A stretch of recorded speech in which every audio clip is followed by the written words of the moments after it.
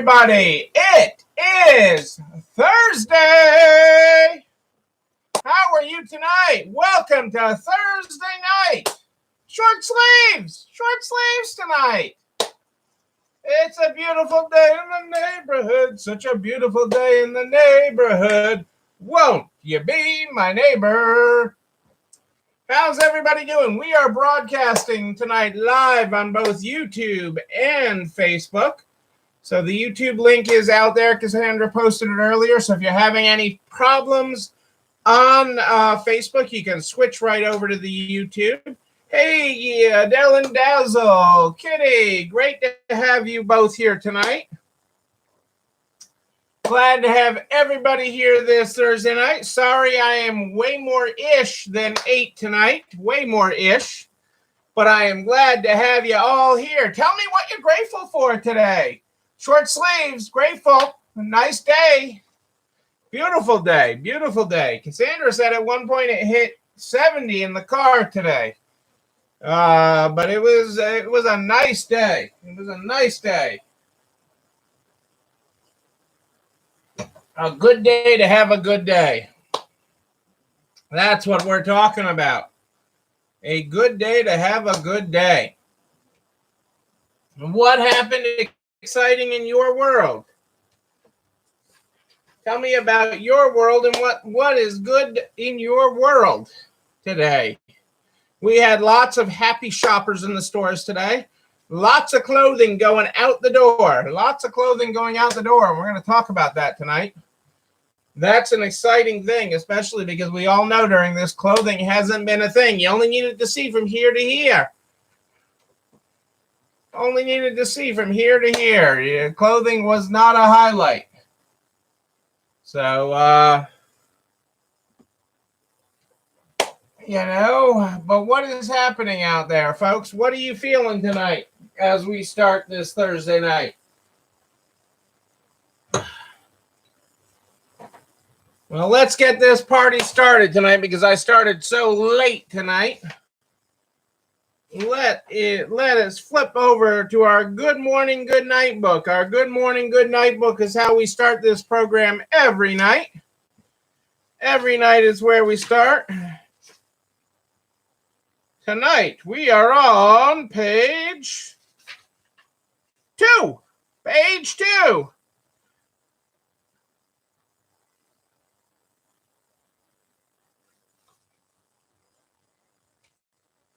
Whoa, Kitty, that's awesome. 1,600 views on when you opened your store 30 years ago. That's a great thing. People love nostalgia. They want to hear how you did it. They love that. That's awesome. Congrats, Kitty.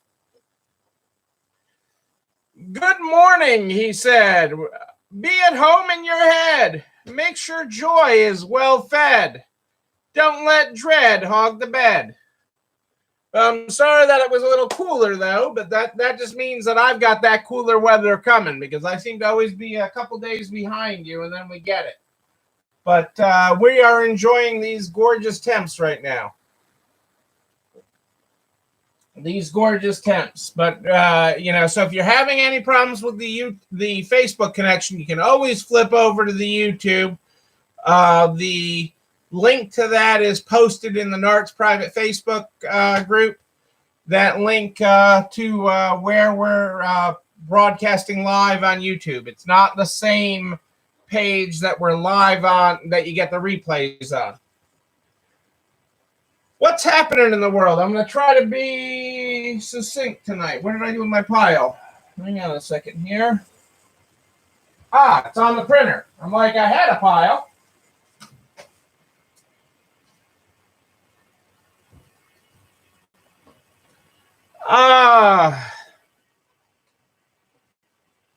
Joanne snuck in here. Great to have you here tonight, Joanne Live. So glad to have you.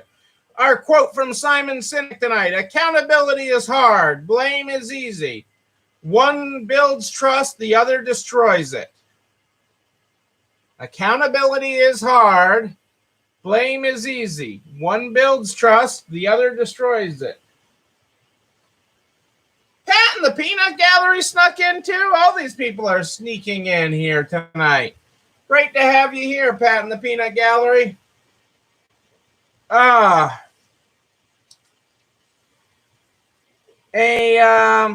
In retail real estate news, Washington Prime Group skips an interest payment and may be looking at a bankruptcy filing. Washington Prime is the owner-operator of nearly 100 malls and shopping centers across the U.S. They're based out of Columbus, Ohio, and just skipped an interest payment, according to unnamed sources. They have restructuring talks with their lenders are faltering. They are hopeful that a new deal can be worked out and a bankruptcy filing avoided. Though the price of the trust's shares fell by more than 50% as it leaked that a Chapter 11 filing may be in the offing. But in good retail real estate news,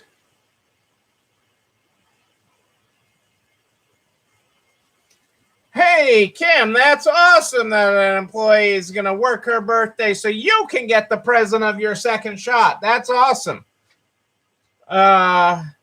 Yay, that's awesome. I'm so glad that, that's a great team. That's a great team, Kim. I am just saying. According to the National Association of Real Estate Investment Trusts, retail real estate investment trusts, also known as REITs, reported a 23.6% decline in funds for operations during the fourth quarter of 2020. Yet that shortfall was less than half of it was during the store and mall shutdowns of quarter two. So cash flow is coming back to these. People are paying their rents. Retailers, people in shopping centers are paying their rents. That's a good thing.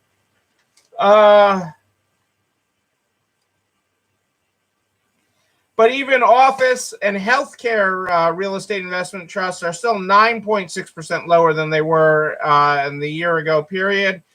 And they were off as much as 20% at their highest point. Yoga. You want me to do yoga? Okay, that's about as much as you're getting from me, Kelly. I hope your first yoga class went well. I'm late tonight, Kelly, so I'm just getting going. I'm very, very late tonight. Express is testing non-mall store concept and is targeting $1 billion in online sales by 2024. Their loss in the fourth quarter was smaller than expected, which is good considering they're a clothing retailer. And they announced to analysts that they are looking at smaller stores. They are looking to diversify its store fleet, which is predominantly mall based. And they've opened 2 new Express Edit concept stores, one in Columbus, Ohio, and another in Nashville. The stores, which are street locations, have a smaller footprint at 1,400 to 4,000 square feet and a product mix of curated to reflect local styles and trends within a particular market. And they plan to add 8 more of these stores in 2021, which are all under short-term leases to allow us maximum flexibility as we learn about this new format.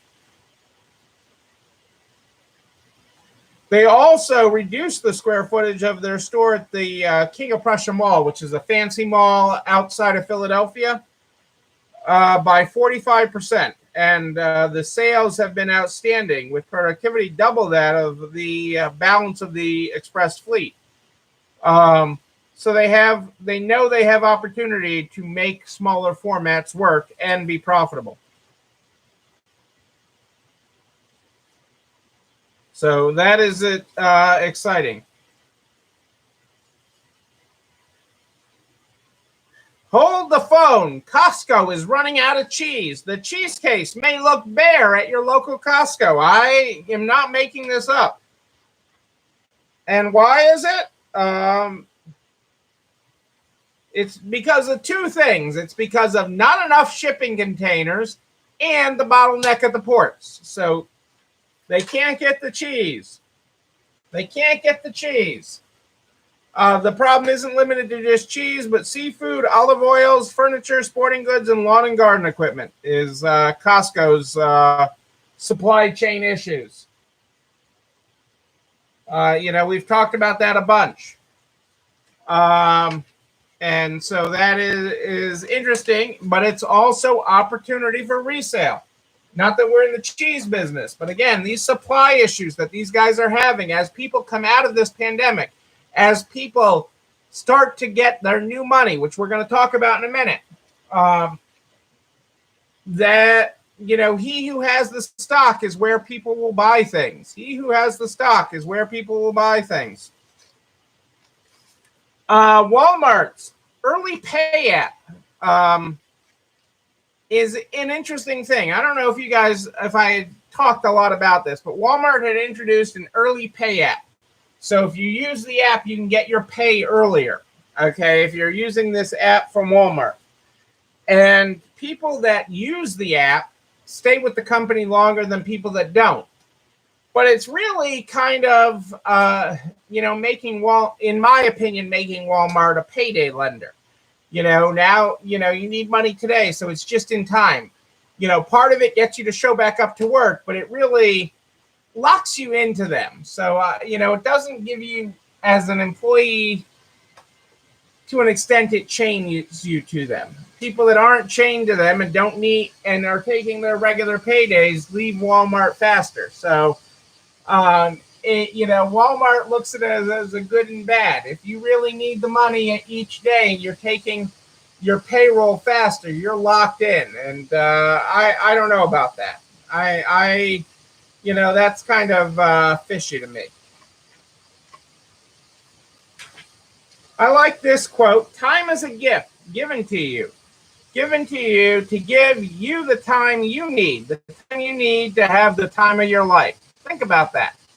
Time is a gift given to you to give you the time you need, the time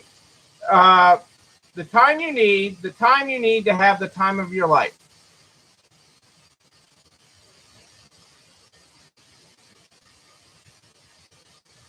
Back to that here.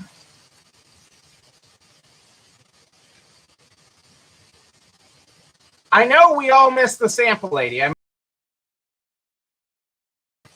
The sample lady at the store.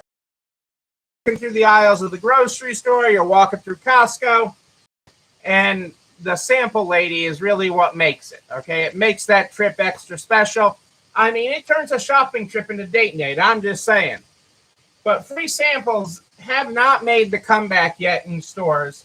But what is free samples with your curbside groceries. Manufacturers are paying retailers to include their free samples in your curbside pickup orders, and Walmart is cashing in big time. They see it as a way to delight customers and make money as they try to offset the costs of fulfilling e-commerce orders. So including free samples in with your online order, and then charging the free sample people to then the next time you log in to make an order to make that available. Did you like this item? Would you like to add it to your cart? All of that is part of it. So free samples making a comeback, but right now they're making a comeback at curbside. And Walmart's using it to offset the cost of it. So you get some different things, but other retailers are in on it too, because companies are giving them money. General Mills, for example, said sampling in grocery pickup is something we wouldn't have touched 2 years ago or 18 months ago. But they have leaned in aggressively at it as customer traffic has dropped.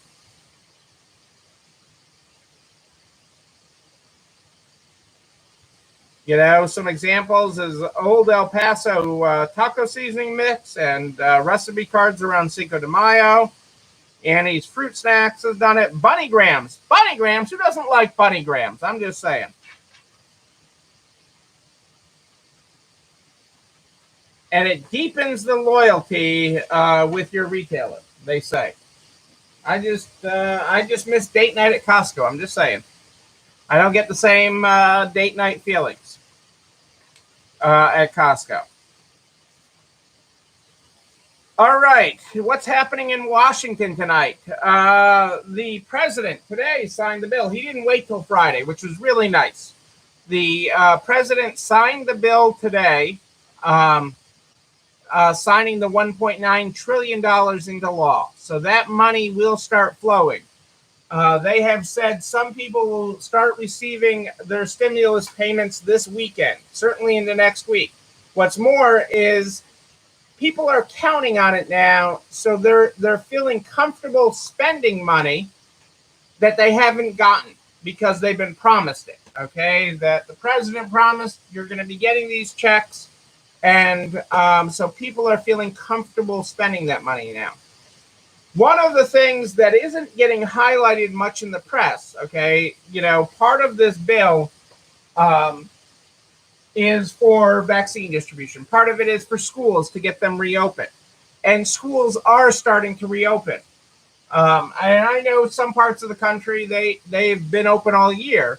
But part of this money that the schools are getting is to get them reopened. They can't take the money if they're not going to open for in-person schools.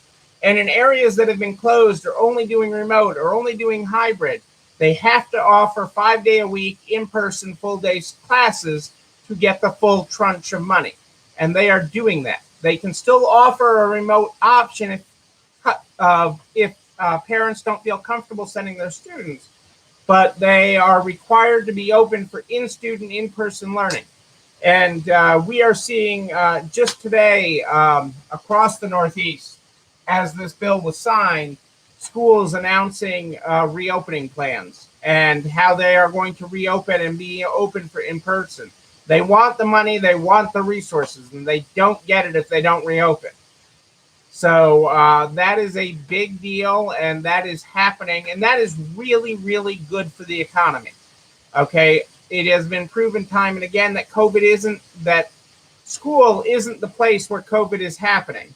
Okay, that isn't the biggest spreader of COVID. The virus is still real, and schools are taking precautions, using masks, etc., frequent cleaning. But the schools want this extra resource, this financial uptick that the government is giving, and with that, they have to open.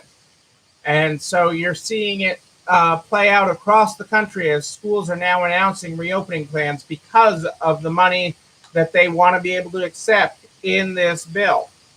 And they can't accept it if they don't. There has, the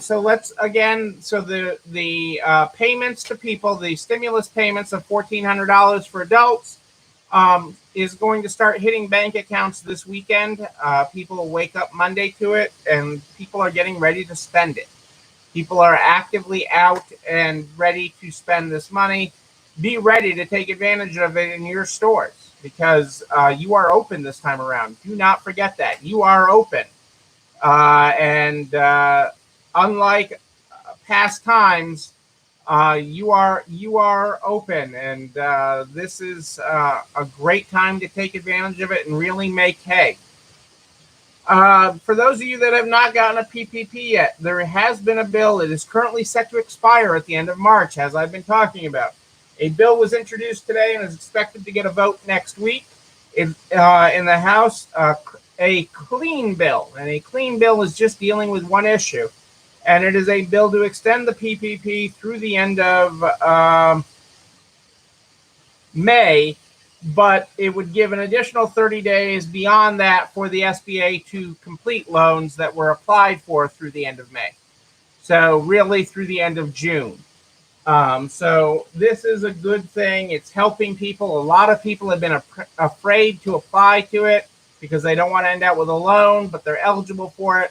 And so this will give it more time for that to play out. The House held a hearing today.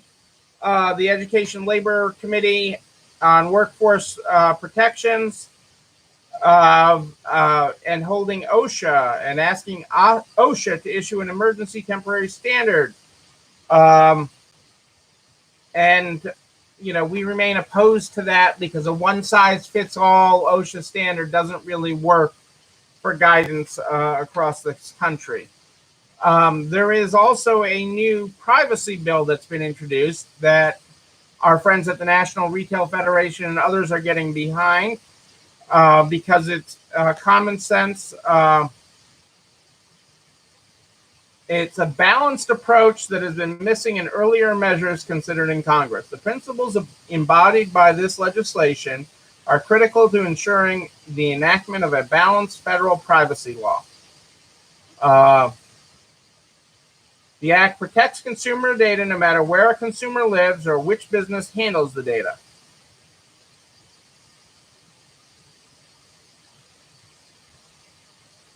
It would give consumers new control over the use of their sensitive personal information while providing businesses with a uniform framework on the collection, processing, and disclosure of data. Consumers would have the right to opt out of the use of non-sensitive personal information in a way that would allow businesses to continue to provide products and services consumers expect.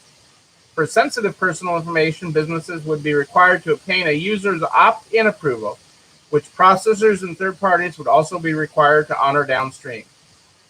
The bill would establish uniform national standards for privacy law, a goal long sought by retailers, particularly national chains that operate in most states. Uniform and comprehensive federal law would protect consumers everywhere while ensuring that nationwide businesses can apply those protections equally for consumers regardless of the state where they live. The bill would also apply to all entities that handle sensitive personal information. Unlike past privacy legislation that has routinely exempted some of the nation's largest handlers of consumer data, those pitfalls of past federal privacy bills would have allowed such businesses to avoid the same standards that applied to Main Street businesses. So that's a good thing. That is a good thing happening there. There's a lot of good stuff happening, people. There's a lot of good stuff as we traverse week 51 and 52 of this. There's a lot of good things happening out there, and I'm going to continue to keep you up to date on them and what's happening. I have some more stuff coming up this week that we will cover, but we're headed in a very positive direction on a lot of things, and that I am excited about. You know what other direction we're headed in? This video and everything I talk about here goes over to narts.org/resalestrong by noon the next day. Noon, I tell you, all the files, everything I talk about, including a direct link to the YouTube channel. You're not alone running this store, where you can find this video. You can like, comment, subscribe, and ring the bell so you know when a new one drops. You can also share narts.org/resalestrong with everybody you know in business. Butcher, baker, candlestick maker. We want to help them make it to the other side. So help them out by sharing that link. I am here every night live in the Narts private Facebook group. But if you have a question at more 8 than ish, but if you have a question in between, you can just email me, Neil, Neil at ECIstores.com. Neil at ECIstores.com is where you find me. We start this program every night with the Good Morning, Good Night book. The Good Morning, Good Night book is how we start this program. Tonight, our good morning on page 2 is good morning, he said. Be at home in your head. Make sure joy is well fed. Don't let dread hog the bed.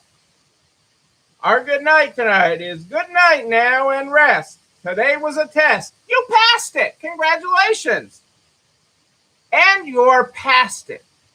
Now breathe. Still unstressed. Whoa. I dropped the book. No.